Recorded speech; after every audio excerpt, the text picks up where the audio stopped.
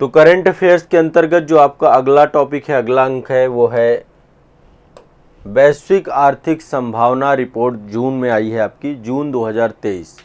वैश्विक global economic prospectus जून 2023 का आया है और इसको जारी करने वाली संस्था है आपकी विश्व बैंक समूह। जो विश्व बैंक समूह है उसने ग्लोबल इकोनॉमिक प्रोस्पेक्टस, ठीक है, ये आपका वैश्विक आर्थिक संभावना या ग्लोबल इकोनॉमिक प्रोस्पेक्टस रिपोर्ट जून 2023 ये जारी की है। 6 जून 2023 को ये रिपोर्ट आई है, वैश्विक आर्थिक संभावना रिपोर्ट जून 2023। अब जब ये रिपोर्ट आती है तो इस रिपोर्ट में अनुमानित कुछ आर्थिक विकास दर होती हैं, है ना। चूँकि ग्लोबल लिखा हुआ है तो सबसे पहले वैश्विक विकास दर कितनी है, वैश्विक विकास दर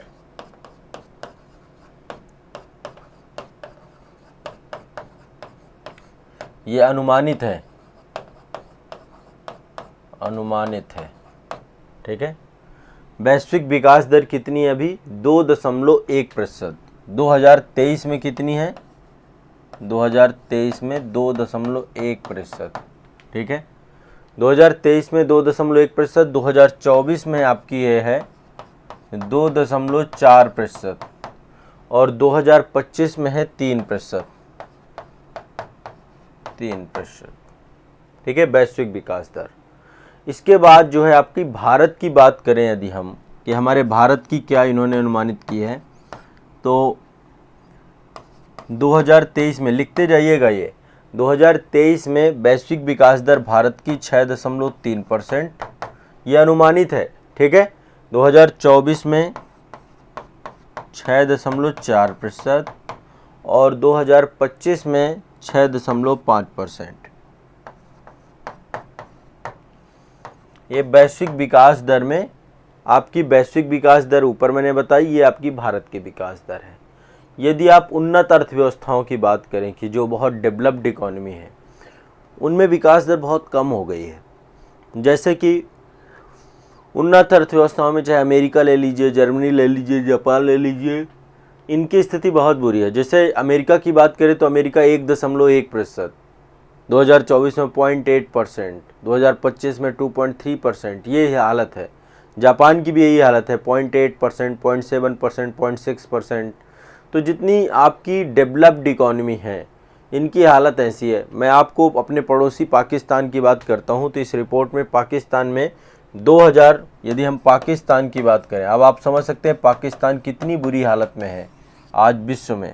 2023 में 0.4%, सोचिए, आर्थिक मंदी पड़ी हुई, आर्थिक पूरी इकोनॉमी चरमरा गई है। 2024 में 2% और 2025 में जो है 3% के आसपास की संभावना है। तो ये भी बहुत कम है, इतनी बड़ी आबादी वाला देश है पाकिस्तान, ठीक है। और भरोसा नहीं है, जो 2023 के हालात हैं जो ही नहीं बदल जाएंगे। तो एक तो आपका ये हो गया वैश्विक आर्थिक संभावना रिपोर्ट, विश्व बैंक के द्वारा जारी किया जाता है। आगे चलते हैं, यहाँ पे एक बहुत इम्पॉर्टेंट है, एफडीआई के बारे में आप सभी जानते हैं।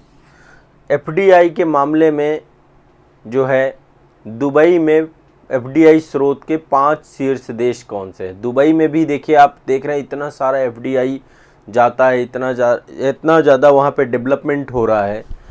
विश्व में मोस्ट डेवलप्ड सिटी के तौर पे दुबई डेवलप हो रही है। तो दुबई में इतना पैसा जा कहाँ से रहा है, कौन कौन से देश हैं जो कि दुबई में पैसा लगा रहे हैं, ठीक है। मैं ये अब भारत की बात नहीं कर रहा हूँ, भारत की बात हो चुकी है। मैंने भारत में बताया था सिंगापुर नंबर 1 में है, सिंगापुर है, फिर मॉरिशस है ना। तो दुबई जो है भारत में भी इन्वेस्ट करता है। जो संयुक्त अरब अमीरात है, चौथे नंबर पे था आपका यहाँ पे।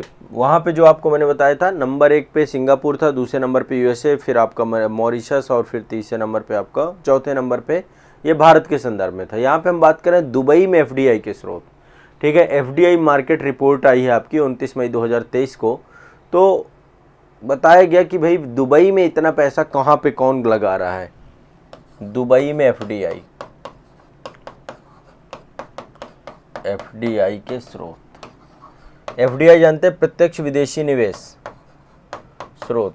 तो सबसे ज़्यादा दुबई में पैसा लग रहा है किसका, अमेरिका का, यूएसए का, एफडीआई के तौर पे सबसे ज़्यादा इन्वेस्टमेंट कर रहा है यूएसए। कितना? लगभग 20% हिस्सेदारी है दुबई के टोटल एफडीआई में, सबसे ज़्यादा। दूसरे नंबर पे है यूके, ब्रिटेन लगा रहा है 13%।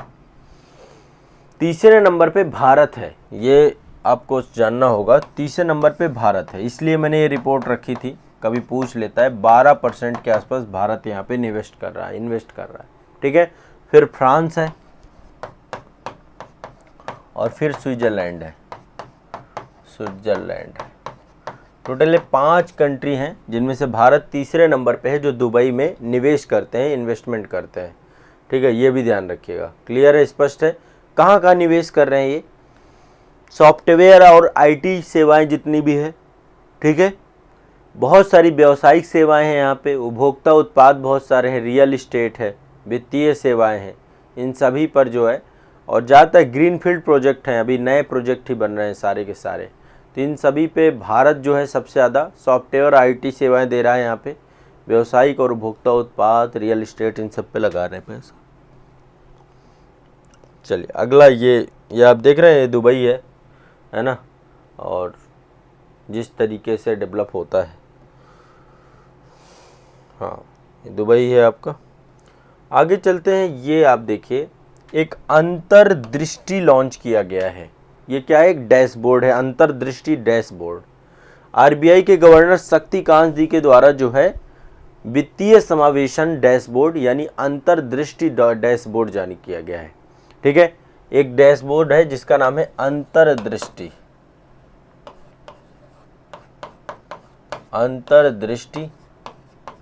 डैशबोर्ड। ये लॉन्च किया है, किसने लॉन्च किया है? शक्तिकांत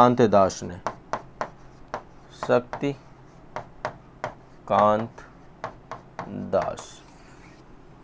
ये कौन है? आरबीआई के गवर्नर है, ठीक है। अब डैशबोर्ड जो है, ये आपका जो डैशबोर्ड है वित्तीय समावेशन से जुड़ा हुआ है। किससे जुड़ा हुआ है? वित्तीय समावेशन से, ठीक है। यह डैशबोर्ड प्रासंगिक मापदंडों को शामिल करके वित्तीय समावेशन की प्रगति है उसका आकलन करेगा, उसकी निगरानी करने के लिए आवश्यक अंतर्दृष्टि प्रदान करेगा।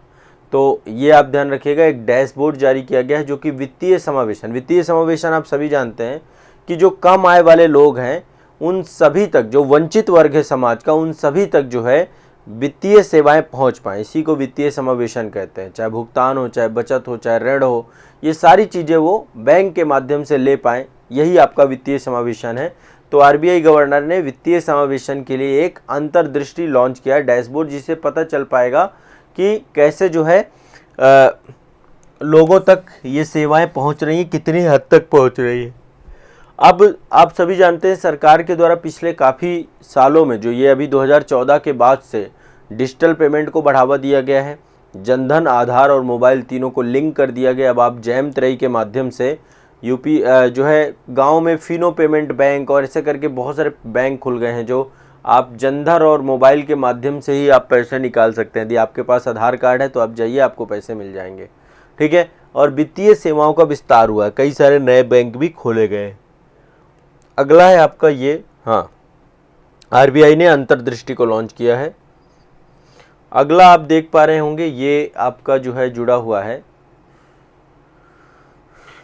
देखिए सरकार क्या करती है कि हमेशा जो है जो मुख्य फसलें हैं हमारी, मुख्य फसलों में कौन कौन सा आता है? गेहूं हो गया, चावल हो गया, मक्का हो गया, बाजरा हो गया, मोटे अनाज हो गए, तो इनका अग्रिम अनुमान जारी करती रहती है।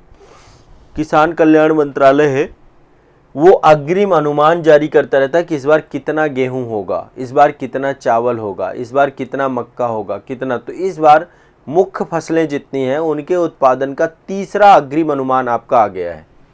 तीसरा अग्रिम अनुमान जारी किया गया है।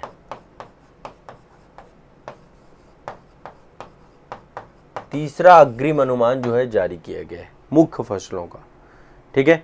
25 मई 2023 को जो है ये जारी हुआ है। 25 मई 2023 को इसको जारी किया गया। मुख्य फसलों का तीसरा अग्रिम अनुमान जो है आपका जारी किया गया है। कृषि और किसान कल्याण मंत्रालय के द्वारा जारी किया गया है। अब इसमें क्या क्या बताया गया है? इसमें बताया गया है कि कुल खाद्यान्न जो उत्पादन होगा वो रिकॉर्ड स्तर पे होगा। टोटल 3,305 लाख टन कुल खाद्यान्न उत्पादन होगा। इन्होंने क्या बताया? इन्होंने कहा कुल खाद्यान्न उत्पादन। रफली आपको देखो ये जानकारी रहनी चाहिए, कई बार एग्रीकल्चर से जुड़े हुए प्रश्न आते हैं तो आपको पता होना चाहिए। ठीक है, कुल खाद्यान्न उत्पादन कितना होगा आपका? 3,305 लाख टन। ठीक है, अब इसको कई भागों में तोड़ दें, जिसमें से गेहूं आप जानते हैं मुख्य फसल है, चावल। ठीक है, गेहूं की बात करें तो गेहूं टोटल होगा 1127 लाख टन। 1127 लाख टन सबसे ज़्यादा गेहूं आपका है। चावल की बात करें तो 1355 लाख टन। 1355 लाख टन। दो तो मुख्य यही है आपके। ठीक है, फिर आपका मक्का, बाजरा, दलहन फसलें भी होती हैं। दलहन फसलों की बात करें कि दलहन फसलें कितनी होंगी, तो दलहन फसलों का रिकॉर्ड उत्पादन है 275 लाख टन। 275 लाख टन। मोटा अनाज की बात करें तो मोटा अनाज है, मोटा अनाज, इसकी बात करें तो 547 लाख टन। ये कुछ आपका मोटा मोटी आपका जो है आइडिया है। इसके अलावा मक्का की बात करें तो मक्का आपका 359 लाख टन है। मक्का आपका यहाँ पे है 359 लाख टन। तो देश में कुल खाद्यान्न उत्पादन का अग्रिम अनुमान, ये अनुमान है कि इतना होगा, रिकॉर्ड स्तर पे जो है उत्पादन आपका होगा, तो ये आप ध्यान रखिएगा। ठीक है, तिलहन फसलों का भी दिया गया है, अखाद्य फसलों का, मतलब पूरा कंप्लीट जो है मुख्य जितनी भी फसलें होती हैं सबका दिया जाता है। तो मुख्य मैंने आपको बता दिए, मुख्य में और मुख्य कर दिया। ठीक है, हाँ चलिए आगे चलते हैं। नेक्स्ट अगला ये आप देख पा रहे होंगे, घरेलू स्तर पर उत्पादित कच्चे तेल पर विंडफॉल गेन लेवी में 100%, ये एक तरीके का एक टैक्स है आपका। ठीक है, जो घरेलू स्तर पर कच्चा तेल जो है उत्पादित किया जाता है उसमें एक लेवी लगता है, एक शुल्क लगता है, जिसको हम विंडफॉल लेवी कहते हैं। इसी को दूसरी भाषा में बोलते हैं अप्रत्याशित लाभ कर। इसमें कमी की गई है। तो 16 मई 2023 से जो है परिवर्तन हो चुका है। और इससे पहले जो है जो ये अप्रत्याशित लाभ कर, अप्रत्याशित लाभ का मतलब है कई बार क्या होता है, देखो आपको भी पता है कि ये जो पेट्रोल है इसके तेल आपके बहुत रेट आपके फ्लक्चुएट होते रहते हैं, है ना। तो कई बार जो है कच्चे तेल जो आपका है इसके उत्पादन में जो बदलाव आता है और अप्रत्याशित लाभ प्राप्त होता है, सरकार इस पर भी टैक्स लेती है। इसी को विंडफॉल लेवी बोलते हैं। तो है ना, हर जगह टैक्स लगता है, तो पेट्रोलियम में कच्चे उत्पादन में भी सरकार टैक्स लेती है। इसको अप्रत्याशित लाभ कर कहते हैं, जब बहुत तेज़ी से कोई भी चीज़ जो है फ्लक्चुएट होके उसके रेट चेंज होते हैं। तो सरकार ने इस बार जो है विंडफॉल लेवी दर का चेंज किया है, 4100 रुपये प्रति टन किया है। 4100 रुपये प्रति टन कमी की गई है इसमें, 4100 रुपये प्रति टन। ठीक है, ये आप ध्यान रखिएगा। अब ये पहले मतलब ये पहले 41 रुपये प्रति टन होता था, अब इसको सरकार ने शून्य कर दिया है, 0 रुपये प्रति टन कर दिया है। हाँ, ये पहले का था, मतलब पहले जो आपका प्रत्याशित लाभ कर होता था 1 टन में 4100 रुपये था, अब सरकार ने इसको घटा के शून्य ही कर दिया है, ख़त्म कर दिया है इसको। ठीक है, और इससे बहुत सारी कंपनियां जैसे ONGC है आपकी, oil and natural gas corporation जैसी कंपनियां हैं, इनको लाभ होगा। ठीक है, तो एक तरीके से आप समझिए कि अप्रत्याशित लाभ लेवी आपकी तकनीकी तौर पे देखें तो विशेष अतिरिक्त उत्पाद शुल्क के तौर पे इसको जाना जाता है। तो वार्षिक कच्चे माल पे लगता है आपका। ठीक है, कच्चे माल जो कच्चा पेट्रोलियम होता है उस पे जो है आपका विंडफॉल लेवी लगता है। सरकार ने उसे 4100 रुपये प्रति टन से घटा के 0 रुपये प्रति टन कर दिया है। ठीक है, तो जो ONGC जैसी कंपनियां हैं कच्चा तेल उत्पादित करती हैं उनको बेनिफिट होगा इसमें। तो एक विंडफॉल लेवी को घटा के शून्य किया गया है आपका। ठीक है, ध्यान रखिएगा। ये खाद्यान्न अग्रिम अनुमान आए हैं आपके खाद्यान्न उत्पादन को लेकर, टोटल 3305 लाख टन जो है आपका खाद्यान्न उत्पादन होना है। इसके बाद आपका RBI के द्वारा अंतर्दृष्टि पोर्टल वित्तीय समावेशन के लिए किससे जुड़ा हुआ है? अंतर्दृष्टि वित्तीय समावेशन के लिए, ध्यान रखिएगा, अंतर्दृष्टि है वित्तीय समावेशन के लिए। ठीक है, आरबीआई गवर्नर के द्वारा लॉन्च किया गया है। दुबई के बारे में मैंने आपको बताया, जो एफडीआई है, एफडीआई के मामले में यूएसए, यूके, फिर भारत, सबसे ज़्यादा एफडीआई दुबई में जाता है, 3 देश ये हैं। इसके बाद वैश्विक का जो है ये अनुमानित विकास दर है, ग्लोबल इकोनॉमिक प्रोस्पेक्टस है, जिसमें वैश्विक विकास दर 2.1 होगी, लेकिन भारत की विकास दर 6.3, 6.4, 6.5। तो आज के करंट अफेयर्स से जुड़ी हुई ये आपकी जानकारी थी।